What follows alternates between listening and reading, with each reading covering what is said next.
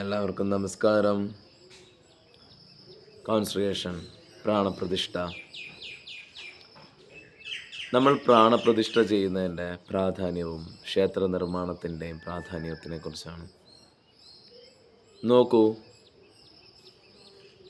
നമുക്ക് ജീവൻ്റെ യാഥാർത്ഥ്യ വശത്തിനെ സ്പർശിക്കണമെങ്കിൽ നമുക്ക് ഈ ഒരു ഫിസിക്കൽ ബോഡിയിലിരുന്നുകൊണ്ട് നോൺ ഫിസിക്കൽ ആയിട്ടുള്ള നമ്മുടെ ചക്രങ്ങളുടെ, നോൺ ഫിസിക്കലാണ് ചക്രങ്ങളെല്ലാം തന്നെ, അതിൻ്റെ സ്പന്ദനങ്ങൾ അറിയണം.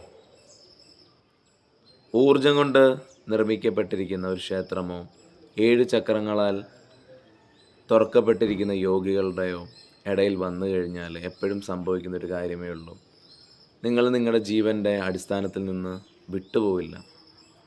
ഒരു തവണ നിങ്ങൾ ഊർജത്തിൻ്റെ സ്പന്ദനം അറിഞ്ഞാൽ പിന്നെ നിങ്ങൾക്ക് സ്കിപ്പ് ചെയ്യാൻ പറ്റില്ല. നിങ്ങൾക്ക് ഈ ലൈഫിൽ നിന്ന് നിങ്ങൾക്ക് ഒളിച്ചോടാൻ പറ്റില്ല. നിങ്ങളുടെ ജീവൻ്റെ യാഥാർത്ഥ്യ വശത്തെ നിങ്ങളെ അറിയിക്കുക എന്നുള്ളതാണ് ആത്മീയതയുടെ പരമമായിട്ടുള്ള ലക്ഷ്യം. ആ പരമമായിട്ടുള്ള ലക്ഷ്യത്തിലേക്ക് അടുപ്പിക്കണമെന്നുണ്ടെങ്കിൽ ഊർജം കൊണ്ട് നിർമ്മിക്കപ്പെട്ടൊരു സ്പേസോ അല്ലെങ്കിൽ ഊർജം കൊണ്ട് ആ രീതിയിൽ ക്രമീകരിച്ചുകൊണ്ട രീതിയിലെ സാധന പദ്ധതിയോ വേണം. എന്നാൽ ഊർജം നിർമ്മിക്കുന്ന രീതിയാണ് ഏറ്റവും എളുപ്പം. അതാകുമ്പോൾ അധികം സംസാരമൊന്നും വേണ്ട, ഒരു ഭക്തി മാത്രം മതി. ഭക്തി യോഗയുടെ മാർഗത്തിലൂടെ പോയി കഴിഞ്ഞാൽ ഉയർന്ന ചക്രങ്ങളിൽ പ്രാണപ്രതിഷ്ഠ എന്നത് നോൺ ഫിസിക്കൽ ഡയമെൻഷനിലുള്ള കാര്യങ്ങളാണ്. ആ ഒരു രീതിയിൽ ഒരു പ്രാണപ്രതിഷ്ഠ ചെയ്യുകയും അവിടെ നിന്ന് ഊർജം വളരെ പെട്ടെന്ന് തന്നെ എനർജി റിസീവ് ചെയ്യുകയും നമ്മൾ വേറൊരു തലത്തിലേക്ക് മാറും. പിന്നെ നിങ്ങൾക്ക് ഞാൻ പറഞ്ഞല്ലോ, ജീവൻ്റെ അടിസ്ഥാന ഘടകം എന്താണോ ജീവനെ അർത്ഥമാക്കുന്നത്, അതിൽ നിന്ന് നിങ്ങൾക്ക് ഒളിച്ചോട്ടമേ ഇല്ല. നിങ്ങൾ എത്ര ഒളിച്ചോടാൻ ശ്രമിച്ചാലും നിങ്ങളെ അത് വിടത്തുമില്ല. നിങ്ങളെ അത് തേടി കൊണ്ടുവരും. അത് നിങ്ങളുടെ ഘടന യാഥാർത്ഥ്യമായിട്ട് യോജിക്കാനായിട്ട് അതിനുള്ള ക്രമീകരണത്തിൻ്റെ വക്കിലേക്ക് ഇറങ്ങിക്കഴിഞ്ഞു. പിന്നെ നിങ്ങളുടെ ഈ ഒരു ഭൗതിക ബോധം എത്ര ശരിയാക്കാൻ നോക്കിയാലും അത് ശരിയാവില്ല. അതറിയില്ലാത്ത ആ അവബോധത്തിലേക്ക് എന്ത് ചെയ്യും, ലയനം ചെയ്യിപ്പിക്കുന്ന ഒരു ക്രമീകരണമാണ് എപ്പോഴും ഉയർന്ന രീതിയിലുള്ള കോൺസെൻട്രേഷൻ കൊണ്ടുള്ള ഉദ്ദേശം. അപ്പം ഇടാ പിങ്കള നാഡി ശിവ പാർവതി സങ്കല്പം എന്നുള്ള രീതിയിൽ എൻ്റെ അടുക്ക ചോദിച്ചിട്ടുണ്ട്. ഞാൻ പറഞ്ഞല്ലോ, പ്രാണപ്രതിഷ്ഠ എന്ന് പറഞ്ഞ അടിസ്ഥാന ചക്രങ്ങളാണ്. എപ്പോഴും 7 ചക്ര പ്രതിഷ്ഠയാണ് ഏറ്റവും ഉയർന്ന പ്രതിഷ്ഠ. അങ്ങനൊരു പ്രതിഷ്ഠ ചെയ്യണമെങ്കിൽ ഒരു യോഗിയുടെ കുണ്ടലിനി ചൈതന്യം അവിടെ കൊടുക്കണം. അല്ലെങ്കിൽ ആ യോഗിയും കൂടി അവിടെ സമാധി പോയാൽ മാത്രമേ അവിടെ എന്തുണ്ടാവുള്ളൂ, ഏറ്റവും ഉയർന്ന ഊർജ്ജത്തിൽ ആ പ്രാണപ്രതിഷ്ഠ നടക്കുള്ളൂ. ഒരു ഡിവൈൻ്റെ മാനിഫെസ്റ്റേഷനും അതേപോലെ തന്നെ ഉയർന്ന രീതിയിലെ സമാധിയും കൂടി വരുമ്പോഴാണ് ഏറ്റവും ഉയർന്ന കോൺസെൻട്രേഷൻ വരുന്നത്.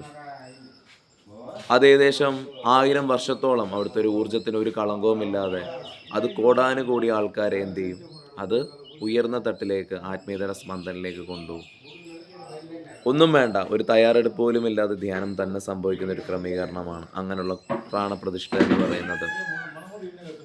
രണ്ടാമത്തെ എന്ന് പറയുന്നതാണ് 4 ചക്രങ്ങളിലുള്ള പ്രാണപ്രതിഷ്ഠകൾ, 5 ചക്രങ്ങളുള്ള പ്രാണപ്രതിഷ്ഠ. ശിവൻ്റെ എപ്പോഴും പ്രാണപ്രതിഷ്ഠ വരുന്ന 5 ചക്രങ്ങളാണ്. മൂലാധാരയും സ്വാധിഷ്ഠാനയും മണിപ്പൂരകയും അനാഹതയും വിശുദ്ധിയാണ് ശിവൻ്റെ പ്രാണപ്രതിഷ്ഠ വരുന്നത്. അതേസമയം ദേവിയുടെ പ്രാണപ്രതിഷ്ഠ വരുന്നത് എപ്പോഴും 3.5 ചക്രങ്ങളാണ്. അനാഹതയ്ക്ക് താഴോട്ടുള്ള ചക്രങ്ങളാണ് എപ്പോഴും ദേവിക്ക് പ്രാണപ്രതിഷ്ഠയായിട്ട് വരുന്നത്. അപ്പം ചക്രങ്ങളെന്ന് പറയുമ്പം ഇടയും പിങ്കളയും കൂടി യോജിക്കുമ്പോഴൊരു ചക്രം പൂർണ്ണമാവുന്നുള്ളൂ.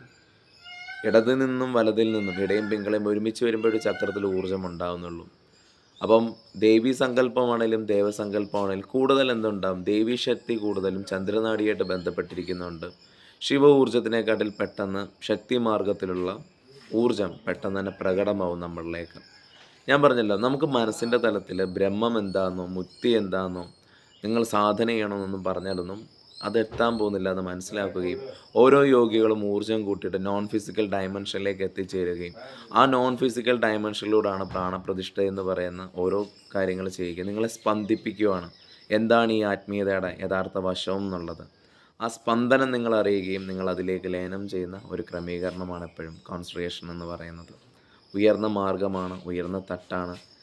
ആത്മീയത എന്താണെന്നറിയാത്ത ഓരോ വ്യക്തികൾക്കും ആത്മീയതയുടെ സ്പന്ദനം അറിയിക്കുന്നതിനാണ് പ്രാണപ്രതിഷ്ഠ എന്ന് പറയുന്നത്. എല്ലാവർക്കും നമസ്കാരം.